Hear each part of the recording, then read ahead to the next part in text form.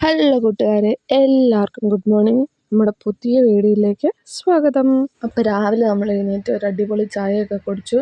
അത് കഴിഞ്ഞതാ ചപ്പാത്തിയും മുട്ടക്കറിയൊക്കെ കഴിക്കുകയാണ്.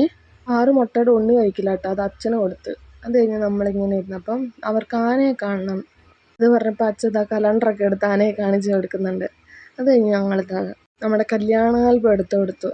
ചേട്ടന് റഷ്യൻ അറിയാവുന്നതുകൊണ്ട് എന്തൊക്കെയോ പറഞ്ഞു കൊടുക്കുന്നുണ്ട്. നമ്മൾ ഈ പന്ത കണ്ട പെരിച്ചാഴിനെ പോലെ നോക്കിയിരിക്കുന്നുമുണ്ട്.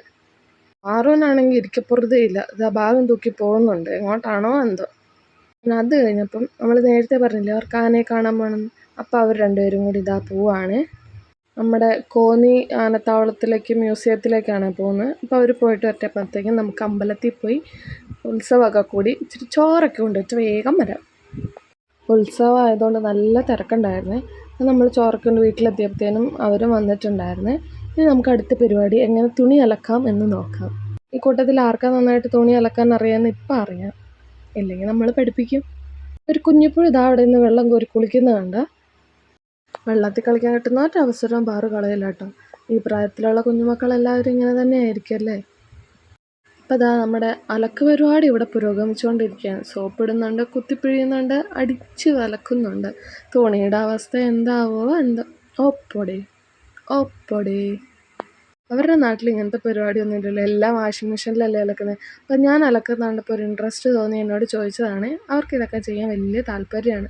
അങ്ങനെ ഇതാ നമ്മൾ തുണി അലക്കി കഴിഞ്ഞിട്ടുണ്ട്. ഇനി അത് പോയി വിരിച്ചിട്ടിട്ട് വരാം. ഒന്നും അറിയില്ലെങ്കിലും ഇത്രയൊക്കെ ചെയ്യുമെന്ന് ഞാനും പ്രതീക്ഷിച്ചില്ല കേട്ടോ. തുണി അലക്കി ക്ഷീണിച്ച് വന്നപ്പോഴത്തേനും എന്താ ചായ റെഡി. പിന്നെ ചായയും ഏത്തപ്പഴവും ബിസ്ക്കറ്റൊക്കെ കൂട്ടി ഞങ്ങൾ അടിപൊളി ചായ അങ്ങോട്ട് കാച്ചി. അത് കഴിഞ്ഞപ്പം അടുത്ത പരിപാടി റീൽസ് എടുക്കൽ. നമ്മുടെ നാട്ടിലൊരു മദാമ വന്നു കഴിയുമ്പം അങ്ങനെ വെറുതെ വിടാൻ പറ്റുമോ. അത് നമുക്കൊരു യൂട്യൂബ് ചാനലുള്ളപ്പം അത്ര പോപ്പുലർ അല്ലെങ്കിലും നമ്മൾ ഇടയ്ക്കിടയ്ക്ക് ഓരോ വീഡിയോ ഒക്കെ ഇടുന്നുണ്ട്. അങ്ങനെ അതൊക്കെ കഴിഞ്ഞ് രാത്രി ആയപ്പോൾ നമ്മളിതാ അമ്പലത്തിൽ പോവാണ്. വണ്ടി വിളിച്ചിട്ടുണ്ട്, വണ്ടി വരുന്നവരെ നമ്മൾ അങ്ങോട്ട് നടന്നു.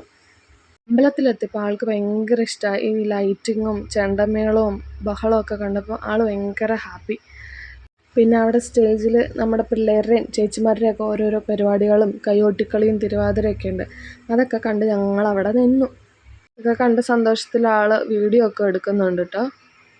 ഇതാണ് ഞങ്ങളുടെ അമ്പലം, കടേനിക്കാട് ദേവീക്ഷേത്രം. ഇന്നലെ മഴ പെയ്തുകൊണ്ട് പരിപാടിയൊന്നും നടന്നിട്ടില്ലായിരുന്നു. ഇന്നിതാ ഇഷ്ടംപോലെ പരിപാടികളുണ്ട്, കണ്ടിരിക്കാൻ നല്ല രസമാണ്. അങ്ങനെ അത് കണ്ടുകൊണ്ടിരുന്നപ്പോഴാണ് നമുക്കൊരു ഐസ്ക്രീം കഴിച്ചാലോ എന്ന് തോന്നിയത്. അപ്പം തന്നെ പോയി ഒരു ഐസ്ക്രീം അങ്ങോട്ട് വാങ്ങി കഴിച്ചു. അത് കണ്ടപ്പോൾ പാറുക്കുട്ടി ഇത് അച്ഛൻ്റെ അടുത്ത് ഓടി നമ്മുടെ അടുത്തെത്തി. പിന്നെ ആ കുറുമ്പിക്കും കൊടുത്ത ഒരു ഐസ്ക്രീം. പിന്നെ നമ്മൾ വീട്ടിൽ പോകുന്നതിന് മുന്നേ ഇതാ ഒരു ലൈം കുടിച്ചു.